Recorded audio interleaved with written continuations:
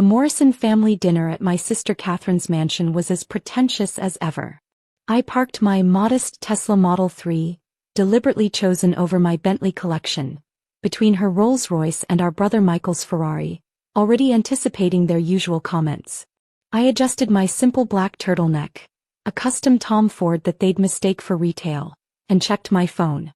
The screen displayed an urgent message from my CFO. 3 more Morrison family businesses had just triggered our default protocols. Look who finally left her little office, Catherine's voice carried across the circular driveway. Still playing with that investment firm, Grace?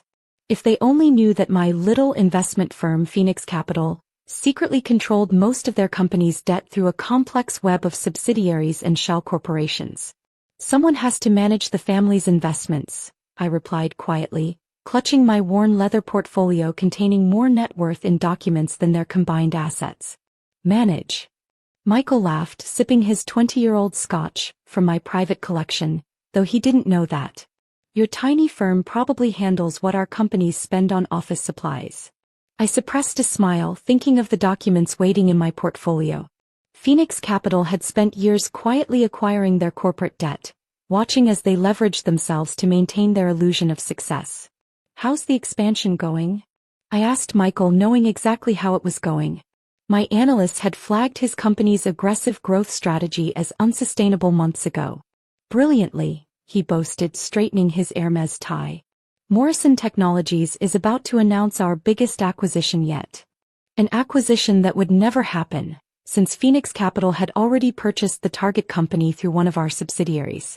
And my new luxury development, Catherine added, gesturing to the architectural plans spread across her marble dining table. Breaking ground next month. It's going to revolutionize the city's skyline. I nodded, not mentioning that her construction loans were all underwater and my firm held the notes.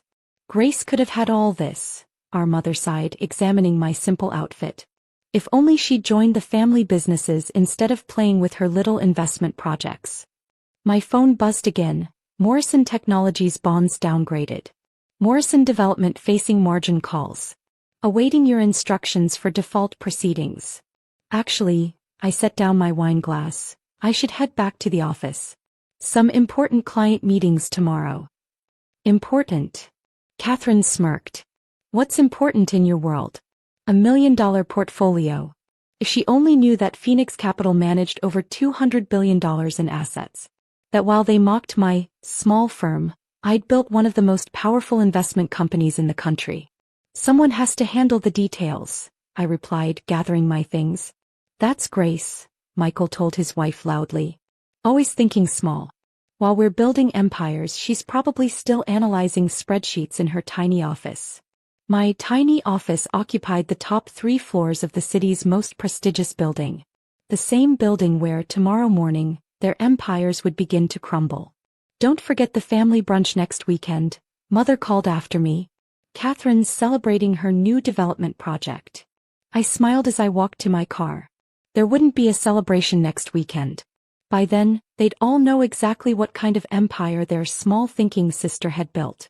My phone lit up with another message from my CFO. All preparations complete for tomorrow. The Morrison family won't know what hit them. Perfect, I typed back. Time to show them what playing entrepreneur really looks like. The morning sun hadn't cleared the Manhattan skyline when my office phone started ringing. Every major financial news outlet was reporting the same story. Morrison family businesses were collapsing simultaneously across multiple sectors.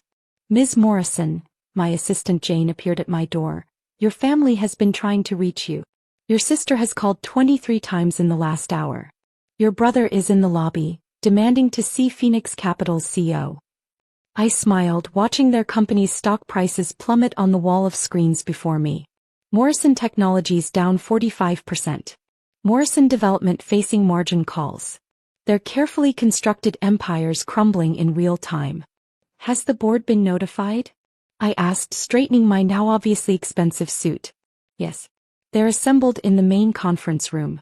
And... Jane hesitated. Your mother sent a text. She wants to know if you have any business connections who might help. I stood up, looking out over the city from my corner office. Time to show them what kind of connections I really have.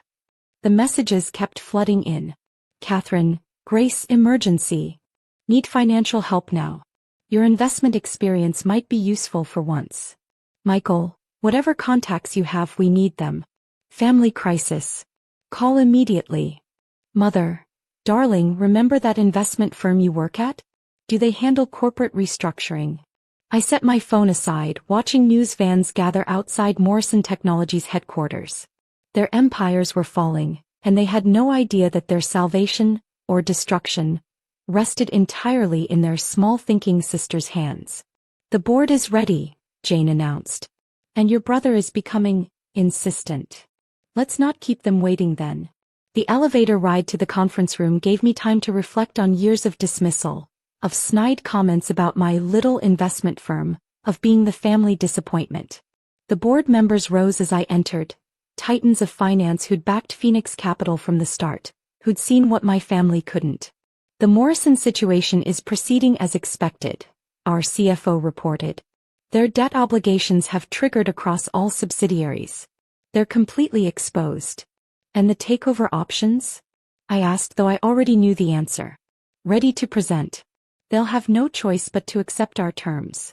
My phone buzzed again. Catherine had sent a video message, her perfect composure finally cracking. Grace, please. If you know anyone at Phoenix Capital, we need help. Michael's not handling this well. Ms. Morrison, Jane interrupted. Your entire family just arrived in the lobby. They're demanding to meet with Phoenix's CEO. I gathered the takeover documents, thinking of all the family dinners where they'd mocked my career choices. Send them up. It's time for a family reunion. The Morrison family delegation burst into the conference room minutes later, led by Michael. He stopped short when he saw me, confusion crossing his face. Grace? What are you doing here? We need to meet with Phoenix Capital's leadership. This is no time for your small-time investment advice. Actually, Michael, I gestured to the chair at the opposite end of the table. That's exactly why I'm here. What are you talking about? Catherine stepped forward, her designer outfit wrinkled from stress. We need to speak with the CEO. There's supposed to be some financial genius. She trailed off as she noticed the respect with which Phoenix's board members regarded me. The way they waited for my signal before speaking. The financial genius, I said softly.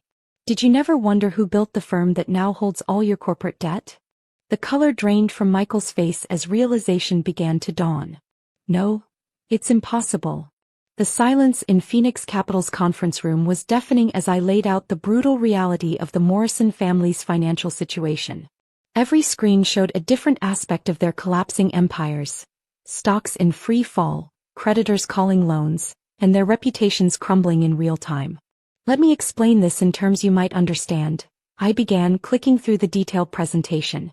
Phoenix Capital now controls approximately 78% of your combined corporate debt. Every loan, every bond, every leveraged position. It all answers to me. But, your little investment firm. Catherine's voice trembled. My little firm manages over $200 billion in assets, I corrected her. While you were all busy mocking my career choices, I built one of the largest private investment companies in the world. Those important people you were always trying to network with? Most of them work for me. Michael stood up abruptly, his expensive suit wrinkled from stress. This is some kind of trick. You can't possibly. Can't possibly what, Michael? I interrupted, nodding to Jane, who distributed thick folders to everyone present. Can't possibly have spent years analyzing your reckless expansion strategies? Can't possibly have recognized the fatal flaws in Catherine's development projects? Or can't possibly have built something bigger than all your companies combined? The screens shifted to display Phoenix Capital's true portfolio. Hundreds of companies, billions in assets, and a web of financial influence that stretched across the globe. Your acquisition plans, Michael? The ones you bragged about at dinner? They failed because I bought the target company first. Catherine's luxury development? Those construction loans you can't refinance? I own them all.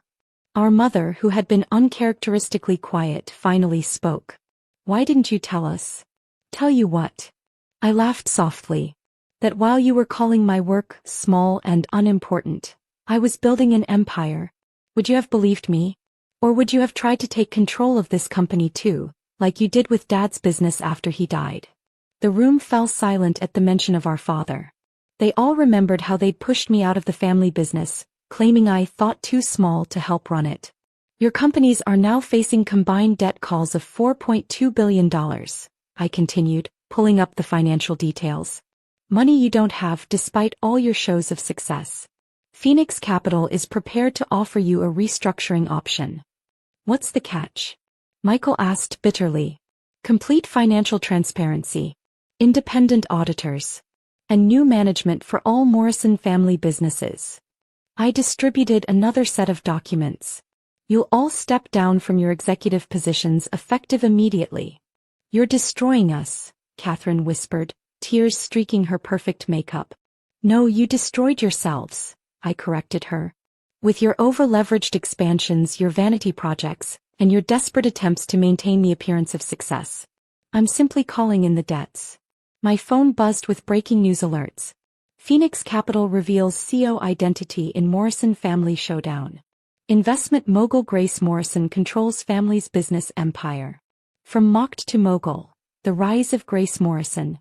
The press is waiting in the lobby, Jane informed me. They're particularly interested in how you built Phoenix Capital while your family underestimated you. Let them wait, I replied, turning back to my family. We have some unfinished business here. I walked to the window, looking out over the city where my real empire stretched far beyond their imaginations. You have 2 hours to sign the restructuring agreements. After that, we call the loans and initiate bankruptcy proceedings.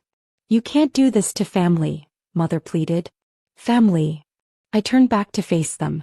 Like when you told everyone I was playing at business. Or when Michael spread rumors that my firm was struggling to discourage investors. Or perhaps like Catherine mocking my tiny office, while borrowing millions she couldn't repay. The screens displayed a new set of figures. The total amount they'd borrowed, leveraged, and risked trying to maintain their illusions of success. Consider this a hostile takeover, I announced. One you never saw coming because you were too busy laughing at my ambitions to notice I was surpassing yours. By evening, I stood alone in my office watching the city lights come alive. The restructuring documents were signed. Their empires were mine.